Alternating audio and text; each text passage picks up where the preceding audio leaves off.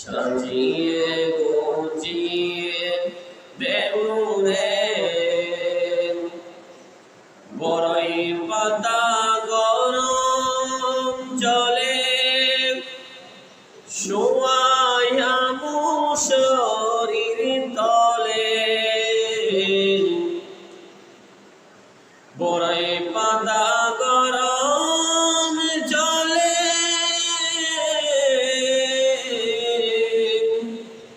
শোয়ায়া মুশরির তলে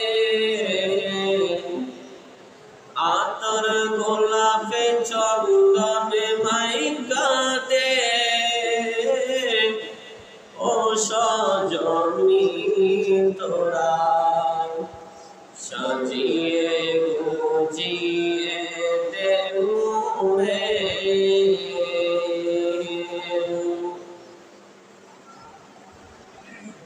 আলহামদুলিল্লাহ والشكر لله والصلاة والسلام على أشرف الأنبياء والمرسلين وعلى آله وأصحابه وأهل بيته وعترته وأولياء ملته رضوان الله تعالى عليه أجمعين أما بعد فأعوذ بالله من الشيطان الرجيم بسم الله الرحمن الرحيم صراط الذين أنعمت عليهم غير المغضوب عليهم ولا الضالين آمين উপস্থিত আজকে পবিত্র মাহে জমাদিউস সানি শরীফের আখিরি জুমার নামাজ আদায় করার জন্য দূরদূরান্ত থেকে আগত আল্লাহ প্রেমিক নবী প্রেমিক দিনদার পরহেজগার মুত্তাকি ইমানদার বান্দারা তাদের বয়সী মুরব্বীরা সমবয়সী নওজোয়ান ভাইরা স্কুল কলেজ ইউনিভার্সিটি পূর্ব মেধাবী শিক্ষার্থীরা মাদ্রাসার ছোট্ট ছোট্ট কলিজার টুকরা সোনামণিরা বিশেষ করে আজকে জুমার বয়ান জুমার তাকরীম অত্র বুজুর্গ জামা মসজিদের চতুর্পাশে পর্দার আড়ালে অবস্থানরত আমার মা ও বোনেরা প্রত্যেকের কাছে সামনে আমার প্রাণপ্রিয় মুসলিম ইকরাম সালামি পেশ করছি রহমানি ওয়া রাহমাতুল্লাহ আসসালামু আলাইকুম ওয়া রাহমাতুল্লাহি ওয়া বারাকাতুহু।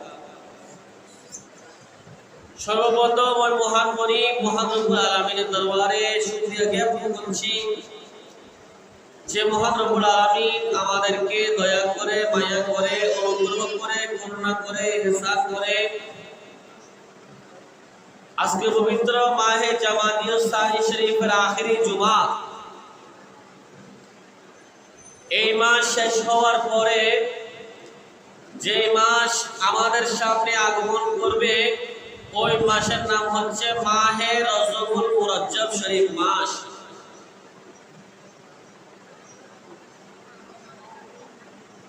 যে মাস যখন আগমন করে রজব মাস তখন আল্লাহর বান্দাদেরকে নবীজির উম্মতদেরকে বার্তা দেয় ওগো আমার নবীর উম্মতরা শুনো। আল্লাহ বলেন ওগো বান্দারা শুনো, নবীজি বলেন ওগো উম্মতরা শুনো। রজব মাস এটি এমন একটি মাস যে মাস বার্তা নিয়ে আসে মাহে রমজানুল মুবারকের। সুবহানাল্লাহ। রজব মানে সম্মানিত একটি মাস। হাদিস পাকের মধ্যে যদি দেখা যায় নবীজি বলেছেন রজব মাস আর রজবু শাহরুল্লাহ, এটি কোন দুনিয়ার কোন বান্দার মাস নয়। রজব মাস এটি হচ্ছে স্বয়ং আল্লাহ পাকের মাস। সুবহানাল্লাহ বলুন। এরপরে শাবানু শাহরি, নবীজি বলেছেন শাবান মাস এটি হচ্ছে আমি নবীর মাস। ওয়া রমাদানু শাহরি উম্মতি, শাহরু উম্মতি, রমজান মাস এটি হলো আমার উম্মতের মাস। সুবহানাল্লাহ বলুন। এমন একটি মাস সামনে আগমন করছে। আল্লাহ পাক আমাদের প্রত্যেককে মাহে রজব মুরজ্জব শরীফ মাসের পরে মাহে শাবান মাস, শাবানের পরে মাহে রমজান মাস। নবীজি রজব মাস যখন আগমন করত, আমার নবী ইবাদত বندگی বাড়িয়ে দিতেন। সাহাবীরা জিজ্ঞেস করলেন, ইয়া রাসূলুল্লাহ, আপনি এই রজব মাসের মধ্যে এত বেশি ইবাদত করেন, এত বেশি ইবাদত করেন, আমরা মনে করতাম এই রমজান মাস হয়ে গিয়েছে। আমার নবী বলেন, উম্মত শুনো, রজব মাস এটি হচ্ছে জমির মধ্যে বীজ বপন করার মাস। শাবান মাস ওই বীজগুলো সেচ দিয়ে, পানি দিয়ে ওই বীজগুলো ওই গাছকে তরুতাজা করার মাস। মাহে রমজান মুবারক হচ্ছে ওই গাছ থেকে ফল নিয়ে বাড়ির মধ্যে আসার মাস। আজকে আমি মাহে রমজান মুবারকের ফয়জাত বরকত সামনে রেখে আগামী জুমা ইনশাআল্লাহ রজব মুরজ্জব শরীফের ফজিলত সম্পর্কে আলোচনা করা হবে।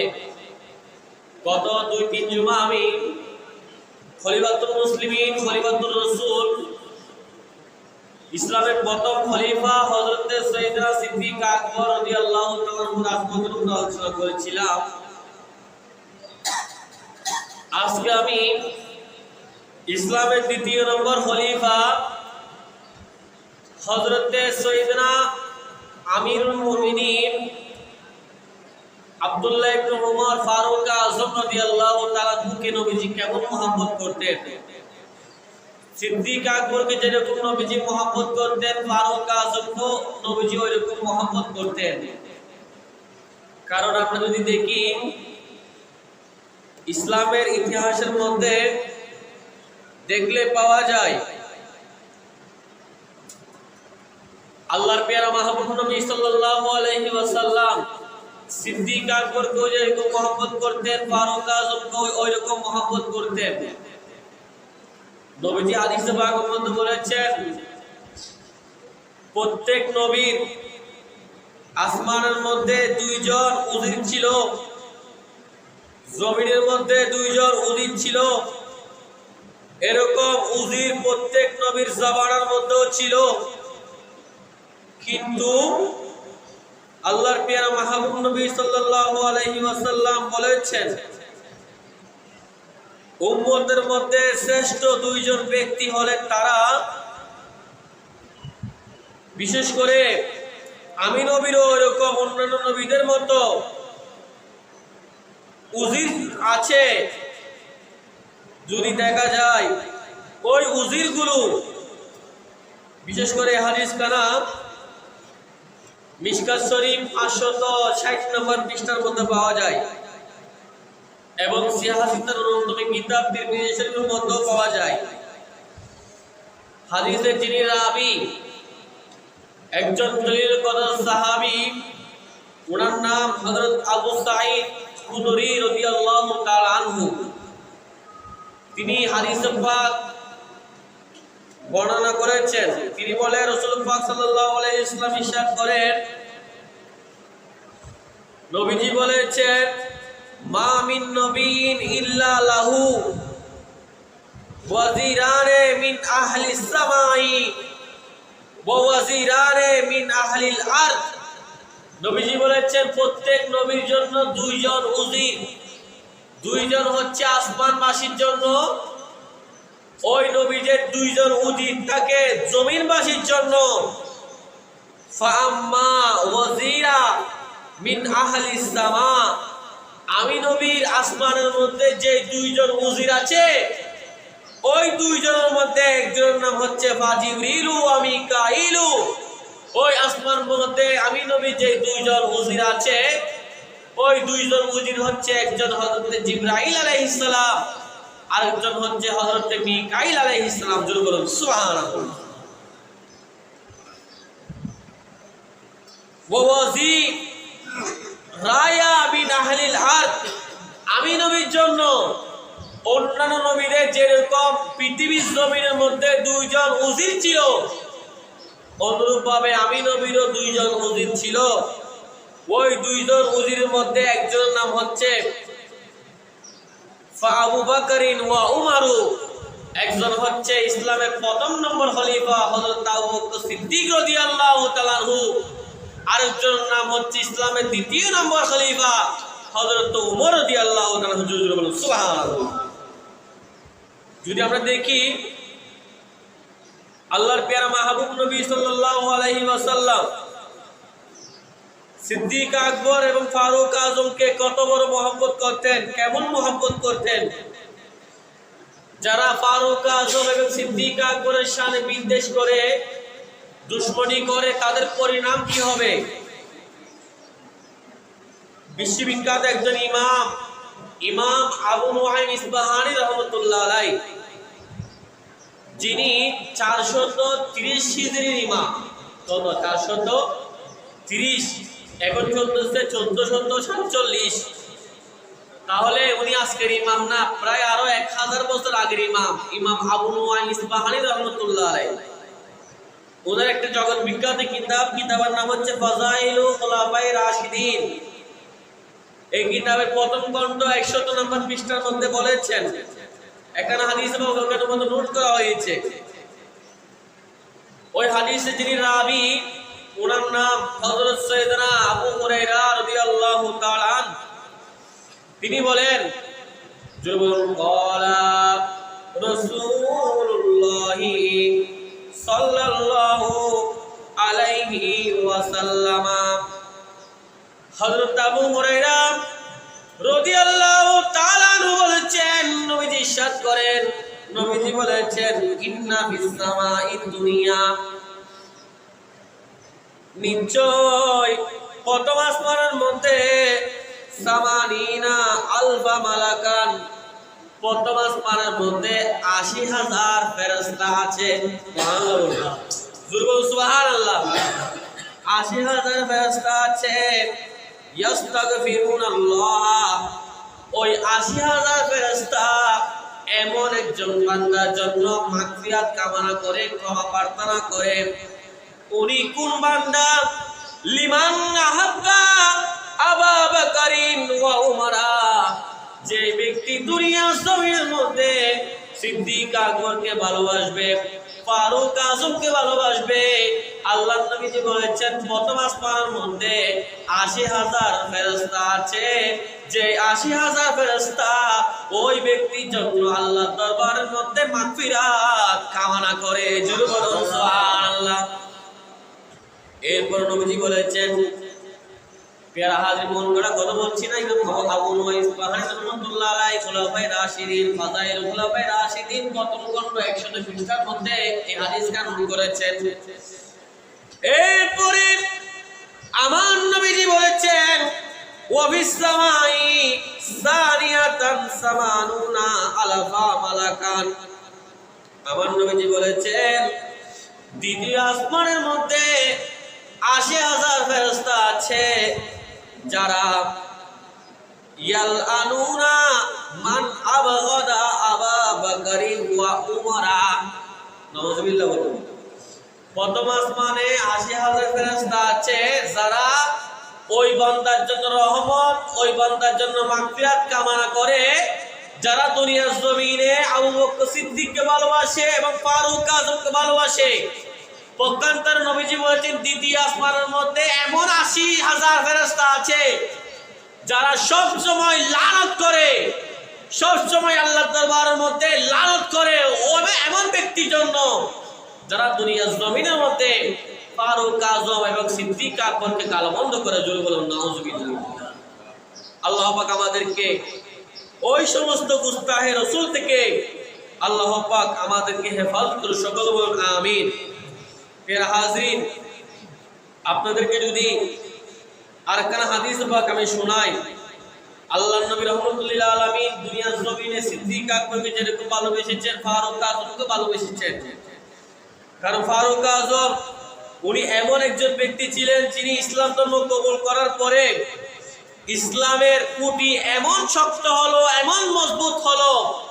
ফারুক আজম ইসলাম ধর্ম কবুল করার পূর্বে ইসলাম ধর্মের মধ্যে প্রকাশ্য কখনো মক্কাবাসীরা আযান দিতে পারতো না। কখনো প্রকাশ্য মসজিদের মধ্যে এসে নামাজ পড়তে পারতো না, গোপনে গোপনে আল্লাহর ইবাদত করতে হতো। কারণ যখন ফারুক আজম ইসলাম ধর্ম কবুল করেছেন, ফারুক আজম একদিন নবীর দরবারের মধ্যে গিয়ে বলে, ইয়া রাসূলুল্লাহ, ইয়া হাবিবাল্লাহ, নবী রে, আমি ফারুক আজম আজকে ইসলাম ধর্ম কবুল করেছি, আমি আজকে হেদায়েতের পথের মধ্যে এসেছি, ওগো নবী, আপনি কি সত্য নবী নন? তখন নবীজি বলেছেন, হ্যাঁ, আমি সত্য নবী। এরপরে আবার নবী ফারুক আজম বলেছেন, আপনি যে শরীয়ত নিয়ে এসেছেন, যে আল্লাহর পরিচয় আমাকে দিয়েছেন, এগুলো কি সত্য কথা নয়? নবীজি বলেছেন, হ্যাঁ, এগুলোই সত্য কথা। তখন ফারুক আজম বললেন, ইয়া রাসূলুল্লাহ, ফিদাকা আবি ওয়া উম্মি ওয়া রূহি, ইয়া রাসূলুল্লাহ, নবী রে, আজকে থেকে আর কখনো গোপনের মধ্যে কিছু হবে না। আমি ফারুক আজম ইসলাম ধর্ম যখন কবুল করেছি, আজকে থেকে সমস্ত সব কাজ গোপনের মধ্যে হয়ে যাবে। জোরে বলুন সুবহানাল্লাহ। মেরা হাজরিন, ফারুক আজম রাদিয়াল্লাহু তাআলা উনি এমন একজন ব্যক্তি ছিলেন যার নাম হচ্ছে ওমর, যার উপনাম হচ্ছে আবু হাফস, যাকে উপাধি দেওয়া হয়েছে ফারুক আজম। ওনার পিতার নাম হচ্ছে খাত্তাব এবং মায়ের নাম হচ্ছে আনতামা। এবং নবুয়তের ৬ষ্ঠ সালে ২৭ বছর বয়সে তিনি যে ইসলাম ধর্ম কবুল করেছেন, বিভিন্ন কিতাবের মধ্যে আছে পুরুষদের মধ্যে তিনি ৪০তম মুসলমান ছিলেন। সুবহানাল্লাহ বলুন। কততম? ৪০তম। ভাইরা আমার, গত জুমায় বলেছিলাম সিদ্দিক আকবর এমন ব্যক্তি ছিলেন দুনিয়ার মধ্যে আল্লাহর ১২৪,০০০ আল্লাহর নবীর প্রিয় সাহাবী ছিল। ওই ১২৪,০০০ পুরুষ সাহাবীর পিছনে নবীজি ইক্তেদা করেন নাই, কারণ নবী হলেন ইমামুল আম্বিয়া, তিনি নবীদের ইমাম। কারণ এমন একজন সাহাবীর পিছনে আমার নবীজি ইক্তেদা করেছেন, কারণ তিনি হচ্ছেন শ্রেষ্ঠ নবী, শ্রেষ্ঠ সাহাবী। উনি হলেন আবু বকর সিদ্দিক রাদিয়াল্লাহু তাআলা আনহু। বলতে চেয়েছিলাম, এই দুইজন সাহাবীকে নবীজি এমন ভালোবাসতেন, তাদেরকে ভালোবাসলে কি লাভ, তাদের বিরুদ্ধে বিদ্বেষ রাখলে কি ক্ষতি। আপনাদেরকে যদি আমি আরেকটি হাদিস পাক শোনাই, সে হাদিস কানা কিতাবের নাম নূরুল আবসার ফি মানাকিবে আহলে বাইতিন নবীল মুমতাজ। এই কিতাব, এটি মিশর আল আজহার বিশ্ববিদ্যালয়ের মধ্যে বড় বড় শায়েখরা এই কিতাব লিখেছেন। ওই কিতাবের মধ্যে একখানা সুন্দর হাদিস পাক করা হয়েছে সাহাবীদেরকে মহব্বত করার ব্যাপারে। নবীজি বলেছেন, ইন্নাল্লাহা আজ্জা ওয়া জাল্লা ইফতারাদা আলাইকুম হুব্বা আবি বকরিন ওয়া উমরা ওয়া উসমান ওয়া আলী। সুবহানাল্লাহ।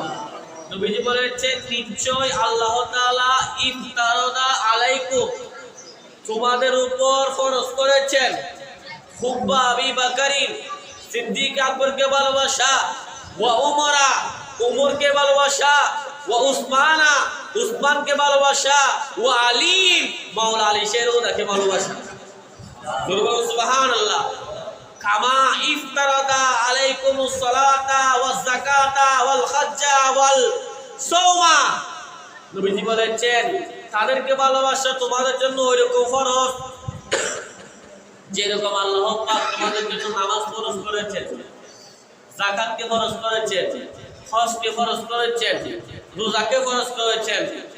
এরপরে নবীজি হাদিস পাকের মধ্যে বলেছেন, ফামান আবাগাদা মিনহুম ওয়াহিদান, ওই ৪ জন সাহাবী রাসূল থেকে যদি কোন একজনের ব্যাপারে তুমি বিদ্বেষ রাখো, দুশমনী রাখো, কোন একজন ব্যক্তি যদি ফারুক আজমকে ভালোবাসে সিদ্দিক আকবরকে গালমন্দ করে, সিদ্দিক আকবরকে ভালোবাসে ফারুক আজমকে গালমন্দ করে, ফারুক আজমকে ভালোবাসে উসমান ইবনে নুরাইনকে গালমন্দ করে, ওই ৪ জন সাহাবী থেকে কেউ যদি কোন একজন সাহাবীকে গালমন্দ করে, আমার নবীজি বলেছেন, তোমার নামাজ, তোমার হজ, তোমার যাকাত, তোমার রোজা আল্লাহর দরবারের মধ্যে কখনো কবুল হবে না। হচ্ছে আওয়াজ নাউজুবিল্লাহ। এখন নবীজি বলেন, তোমাদের জন্য তোমাদেরকে জাহান্নামের মধ্যে একত্রিত করা হবে যারা ওই সাহাবী রাসূলের শানে বেয়াদবি করে। আল্লাহ পাক আমাদের প্রত্যেককে ওই দুশমন রাসূল থেকে আল্লাহ পাক আমাদেরকে হেফাজত করুক। সকলে বলুন আমিন। এখন রসে বলুন সালাতু ইয়া রাসূলুল্লাহ আলাইকুম। মগজ কুরআন রোহে ঈমান জানা দিল হাসতে হবে রহমাতাল লিল আলামিন। সালাতু ইয়া রাসূলুল্লাহ আলাইকুম।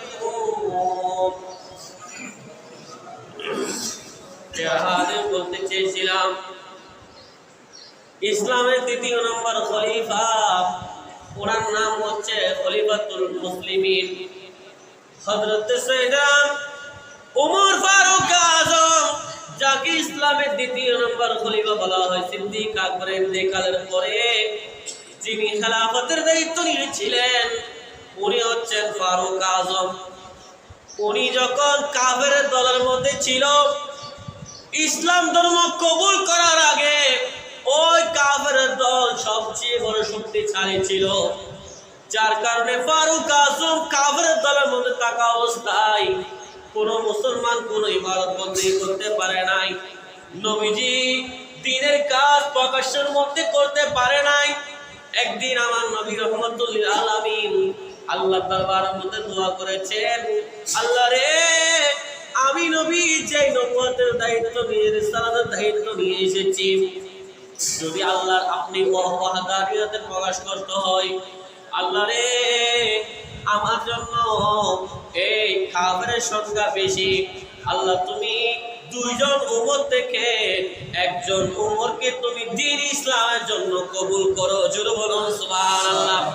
একজন উমর ছিল হযরত ওমর রাদিয়াল্লাহু আনহু, আর একজন উমর ছিল, ওনার নাম হচ্ছে আবু জাহেল। ওনার নাম কি? ওনার নাম কি? আবু জাহেল। তখনও শক্তিশালী ছিল। আল্লাহ নবী আল্লাহ দরবারের মধ্যে দোয়া করলেন, আল্লাহ রে, দুইজন উমর থেকে একজন উমরকে ইসলামের জন্য কবুল করো। কারণ আল্লাহ কাফেরের মধ্যে দ্বীন ইসলামকে প্রকাশ করার জন্য, কাফের অনেক শক্তিশালী, মুসলমানরা তাদের ইবাদত প্রকাশ করতে পারছে না, ইবাদত বন্দী করতে পারছেন না।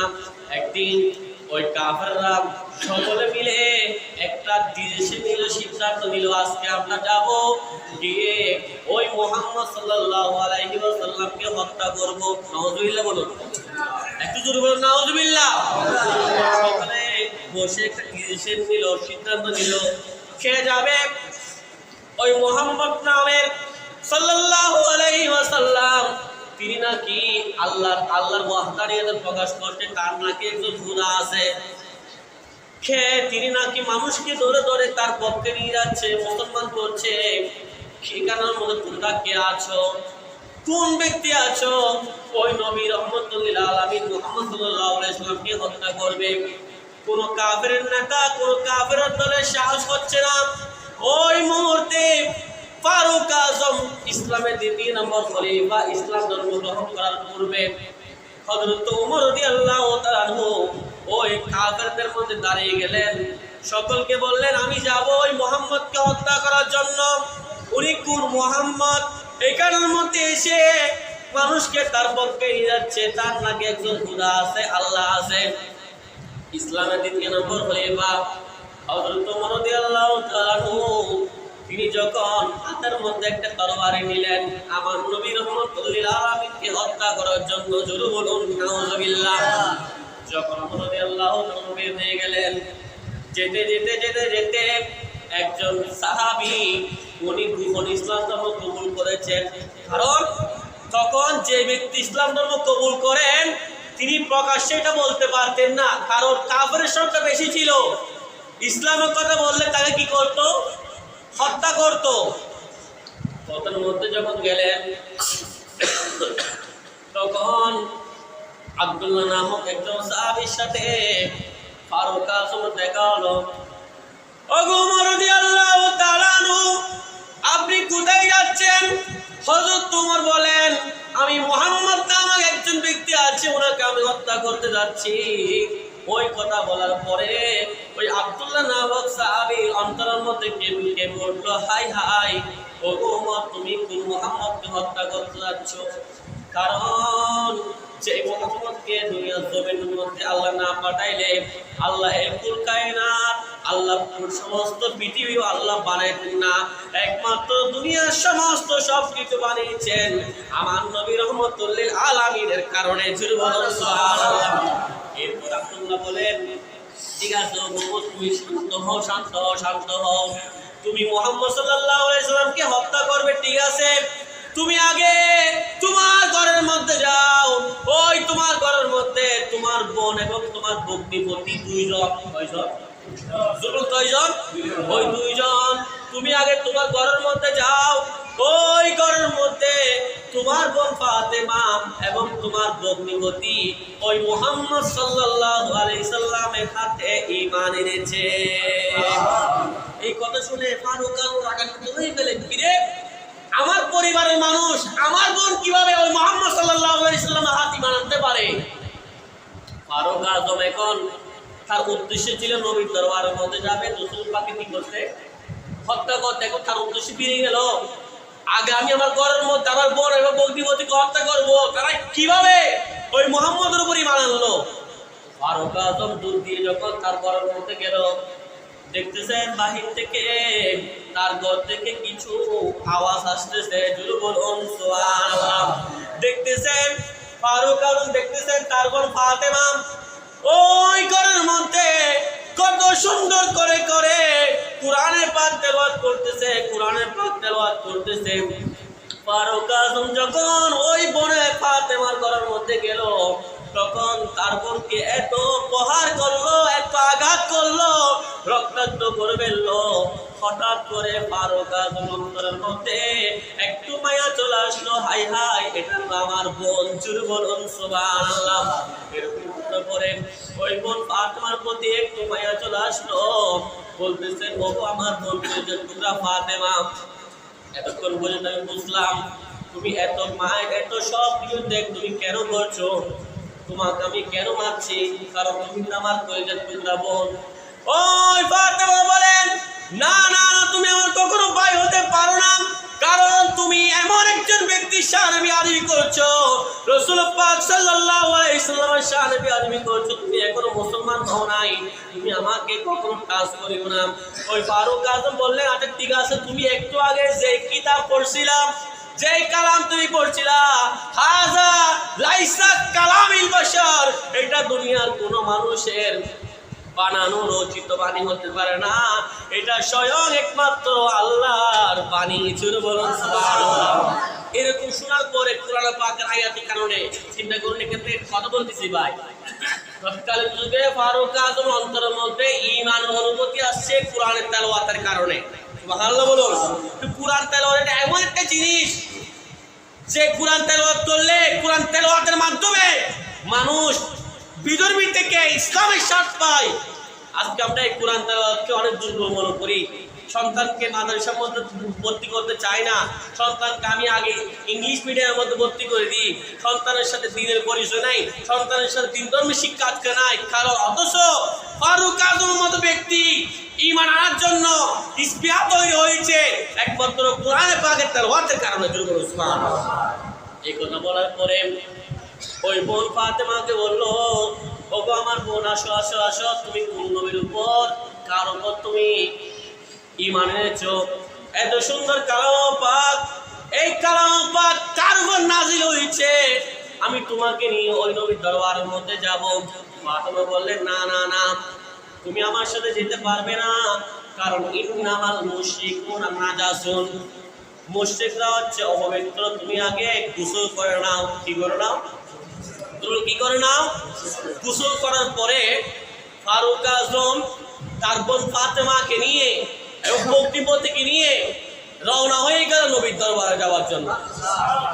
চিন্তা করছেন নি ভাই, প্রথম বের হয়েছে রাসূল পাককে হত্যা করার জন্য।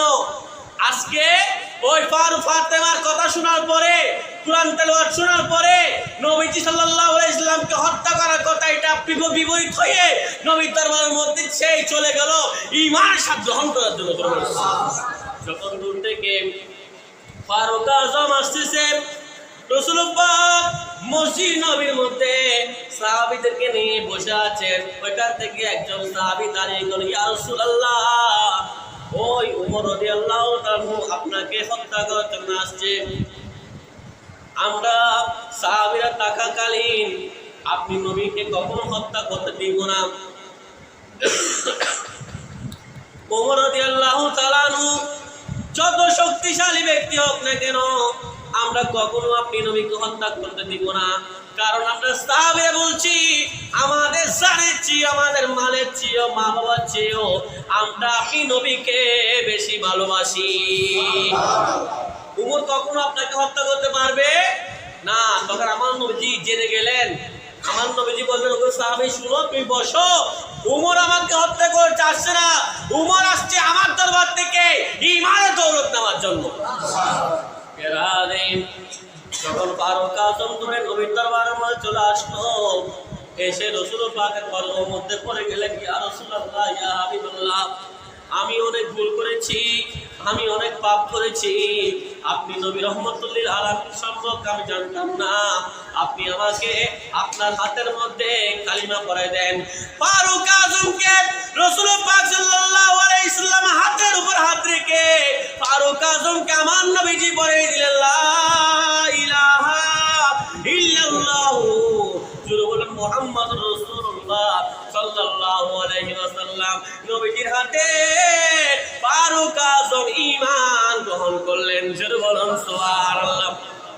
ফারুক আজম ঈমান গ্রহণ করার পরে এরপরে মুসলমানের দল একটু বাড়ি হয়ে গেল। সুবহানাল্লাহ বলুন, জোরে বলুন সুবহানাল্লাহ। কিতাবের মধ্যে আছে, হযরত আব্বাস রাদিয়াল্লাহু তাআলা বলেছেন, তারিখ খোলাফার মধ্যে এই রিওয়ায়াতটা আছে। হযরত আব্বাস বলেছেন, এর আগের দিন রাতে, এর আগের দিন ফারুক আজম ইসলাম ধর্ম গ্রহণ করার পূর্বে আগের দিন রাতে আমার নবীজি দোয়া করেছেন, আল্লাহ রে, তুমি দুই উম্মত থেকে এক উমরকে ইসলামের জন্য কবুল করো। হয়তো আজকে ফারুক আজমকে আল্লাহ পাক ইসলামের জন্য কবুল করেছেন। ফারুক আজম ইসলাম ধর্ম গ্রহণ করার পরে ফারুক আজম নবীজিকে বলে, ইয়া রাসূলুল্লাহ, আপনি যে আল্লাহর নবী, এটা কি সত্য নয়? নবীজি বলেন, হ্যাঁ, আমি আল্লাহর নবী। আপনি যে সত্যের উপর আছেন, আপনার যে বিধান রয়েছে আল্লাহ পাক এক, এগুলো কি সত্য নয়? আল্লাহর নবী বলছেন, হ্যাঁ, এগুলো সত্য। তখন ফারুক আজম বললেন, ইয়া রাসূলুল্লাহ, খোদার কসম, আসেন আজকে মসজিদ নববীর মধ্যে প্রকাশ্যে আযান হবে, কোন কাফের নেতা, কোন কাফের আজকে মুসলমানদেরকে হত্যা করতে পারবে না, আক্রমণ করতে পারবে না। নবীজি রাহমাতুল লিল আলামিন ফারুক আজমকে নিয়ে যখন বের হয়ে গেলেন, মক্কার যে সমস্ত কাফেররা আছে দূর থেকে সকল আফসোস করতেছে, হাই হাই, আজকে ফারুক আজম ইসলাম ধর্ম গ্রহণ করেছে, হয়তো আমাদের কাফের অস্তিত্ব থাকবে না। এরপর ফারুক আজম ইসলাম ধর্ম গ্রহণ করার পরে ইসলামের শক্তি আরো দ্বিগুণ বেড়ে গেল। জোরে বলুন সুবহানাল্লাহ। এমন একজন ব্যক্তি ছিলেন ফারুক আজম রাদিয়াল্লাহু তাআলা। আল্লাহর নবী রাহমাতুল লিল আলামিন ফারুক আজমকে ভালোবাসতেন, সিদ্দিক আকবরকে ভালোবাসতেন। তাহলে ফারুক আজম, সিদ্দিক আকবরকে ভালোবাসা, এগুলো হচ্ছে ঈমান। সুবহানাল্লাহ বলুন, জোরে বলুন সুবহানাল্লাহ। এই যে মাস চলে গেল, এটা হচ্ছে মাহে জামাদিউস সানি শরীফ, সাইয়েদনা সিদ্দিক আকবরের মাস। সামনে যে মাস আগমন করছে ওই মাসের নাম কি? রজব মাস। কি মাস? কি মাস? আল্লাহ বছরের মধ্যে 4টি মাসকে সম্মানী মাস বলেছেন। কি বলেছেন? কয় মাস? 4 মাস। কয় মাস? আরবি বছরের মধ্যে মাস হচ্ছে 12টা। কয়টা? এই 12 মাসের মধ্যে 4 মাসকে আশহুরুল হুরুম বলেছেন, সম্মানিত মাস বলেছেন। ওই 4 মাসের মধ্যে একটি মাস হচ্ছে রজব মাস। সুবহানাল্লাহ। এই রজব মাস যখন আগমন করে, রজব মাস আগমন করে রমজানের বার্তা নিয়ে। আমি শুরুতে বলেছিলাম, নবীজি বলেছেন যখন রজব মাস আগমন করে তখন আমার নবী দোয়া করতেন। কি করতেন? কি করতেন? যখন মাহে রজব মুরজ্জব শরীফ মাস আগমন করেছে তখন আমার নবী সাহাবীদেরকে নিয়ে, সকলকে নিয়ে বলে, ও সাহাবীরা, তোমরা হাত তোলো, হাত তোলো। আমার নবীজি বলেছেন, আল্লাহুম্মা বারিক লানা ফি রজবা ওয়া শাবানা ওয়া বাল্লিগনা রমাদান। জোরে বলুন সুবহানাল্লাহ। রজব শরীফ যখন আগমন করত, আমার নবীজি বলেছেন আর রজবু শাহরুল্লাহ, রজব মাস হচ্ছে আল্লাহর মাস, ওয়া শাবানু শাহরি, এবং শাবান মাস হচ্ছে আমি নবীর মাস, ওয়া রমাদানু শাহরু উম্মতি, রমজান মাস হচ্ছে আমার উম্মতের মাস। তাহলে সামনে রজব মাস আসছে, ইনশাআল্লাহ রজব মাসের ফজিলত সম্পর্কে আগামী দুটো পর্যন্ত আলোচনা করা হবে। এরকম করে এক মাস চলে যায়, দিন চলে যায়, দিনের পরে মাস চলে যায়, মাসের পরে বছর চলে যায়, এরকম যেতে যেতে যেতে যেতে মাস যদি সামনে আসে আমাদের হায়াতের বাজার কমে আসে, ঠিক কি না? শ্রবণ ঠিক কি না? তাহলে মনে রাখবেন প্রিয় হাজরিন, আমাদের সামনে হচ্ছে একদিকে হচ্ছে আমাদের সমস্ত প্ল্যান, সমস্ত মানে আমি বড় হব, অনেক টাকা ইনকাম করবো, 20 তলা বাড়ি করবো, এগুলো হচ্ছে আমার একটা প্ল্যান, ঠিক কি না? পরিকল্পনা। অন্যদিকে হচ্ছে মৃত্যু। অন্যদিকে কি? অনেক মানুষ আছে ভাই 20 তলা বাড়ি করে স্বপ্ন ছিল, বাড়ি করার পরে ওই ঘরের মধ্যে ঢুকতে পারে না, সে ইন্তেকাল করেছে, ঠিক কি না? তাহলে সকল দিকে আমাদের প্ল্যান, পরিকল্পনা, ওই পরিকল্পনাগুলো শেষ করার জন্য একটি জিনিস যথেষ্ট, এটা হচ্ছে মৃত্যু, ঠিক কি না? তাহলে মৃত্যুকে স্মরণ করতে হবে কি না? কারণ মৃত্যুকে স্মরণ করতে হবে, মৃত্যুকে স্মরণ করতে হবে। নবীজি বলেছেন উম্মত তোমরা বেশি বেশি মৃত্যুকে স্মরণ করো, কারণ তুমি স্মরণ না করলো ওই মৃত্যু মালাকুল মউত তোমার ঘরের দরজার মধ্যে ডেইলি 5 বার গিয়ে বসে যাবে। হয়তো তুমি উম্মত তুমি ব্যস্ত আছো, হয়তো তুমি শুয়ে আছো, হয়তো উম্মত তুমি ফ্যাক্টরির মধ্যে কাজে আছো, কিন্তু তোমার ঘরের দরজার মধ্যে ডেইলি 5 বার মালাকুল মউত গিয়ে গিয়ে ফিরে আসে একমাত্র হুকুম কার জন্য? জরুরত কার জন্য? আল্লাহ যখন আপনার হায়াতের বারে শেষ করে দিবেন, আপনি দুনিয়ার জমিনের মধ্যে আর এক সেকেন্ডও থাকতে পারবেন? সেজন্য নবীজি বলেছেন উম্মত বেশি বেশি মৃত্যুকে স্মরণ করো। আপনি যখন কোনো মানুষের উপর রাগ চলে আসবে, একটু নিজের উপর যখন প্রহার চলে আসবে, আপনি ওই মুহূর্তে মৃত্যুকে স্মরণ করুন। হাই হাই আমি এই মানুষের সাথে অন্যায় করলাম, এখন যদি আমি মারা যায়, হয়তো আমি ওই মানুষ থেকে ক্ষমা চাইতে পারবো না। যদি এই মানুষ আমাদের ক্ষমা না করে, কিয়ামতের ময়দানে আল্লাহ আমাদের ক্ষমা করবেন না। মৃত্যুর পরে জানাজার মাঠের মধ্যে যখন মানুষ সবাই চলে যায়, জানাজার পরে সকালে মানুষকে বলে মানুষটি কেমন ছিল, এরকম বলে না? মানুষটি কেমন ছিল, আজকে ওইটার বিরুদ্ধে ফতোয়া, এরকম বলা যাবে না। আচ্ছা বলুন, আমি একজন মানুষ যদি পাগল ছিল, ওই পাগল ছিল বললে কি আমার পকেট থেকে টাকা যাবে? কারণ নবীজি বলেছেন হাদিসে পাক, মন গড়া কোনো কথা নয়, রাসূল পাক বলেছেন জানাজার মাঠের মধ্যে কোনো মানুষকে বান্দা যদি সাক্ষ্য দেয়, আল্লাহ রে এই মানুষটি ভালো ছিল, তখন ফেরেশতা বলেন ওগো আল্লাহ, ওই আপনার বান্দারা এই ব্যক্তির ব্যাপারে সাক্ষ্য দিচ্ছে, আমি ফেরেশতা সাক্ষ্য দিচ্ছি, আল্লাহ আপনি এই মানুষকে আপনি কবুল করুন। সুবহানাল্লাহ। জানাজা কাকে বলে? তুমি জানাজা বলতে জানি না।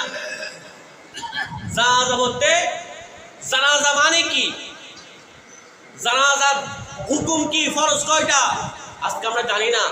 জানাজার মধ্যে মেন ফরজ হচ্ছে 2টা। কয়টা? জুলুম কয়টা? একটা হচ্ছে তাকবীর বলা, দ্বিতীয় নাম্বার হচ্ছে দাঁড়ানো। তাহলে বসে বসে জানাজার নামাজ পড়লে হবে? কারণ জানাজার অন্যতম একটা ফরজ হচ্ছে কি, দাঁড়িয়ে পড়া, এরপরে তাকবীর বলা, এগুলো হচ্ছে ফরজ।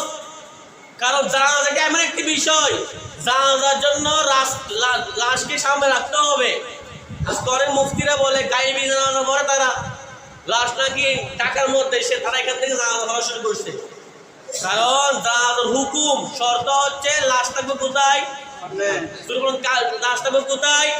কারণ যিনি জানাজা পড়াবেন ইমাম লাশকে দেখা শর্ত, যারা পিছনে পড়বে তারা লাশকে দেখা শর্ত নয়। শর্ত কার? ইমামে। জানাজা বলতে ভাই লাশকে, সামনে লাশ থাকলে ওটাকে বলে জানাজা, সামনে লাশ নাই তাহলে জানাজা হবে। প্রিয় হাজরিন, গত এর আগে বলছিলাম যখন মানুষকে খাটিয়ে করে নিয়ে যাওয়া হয়, সেজন্য খাটিয়ার আগে আগে হাঁটা যাবে না। নবীজি বলেছেন হাঁটতে হবে কিসের?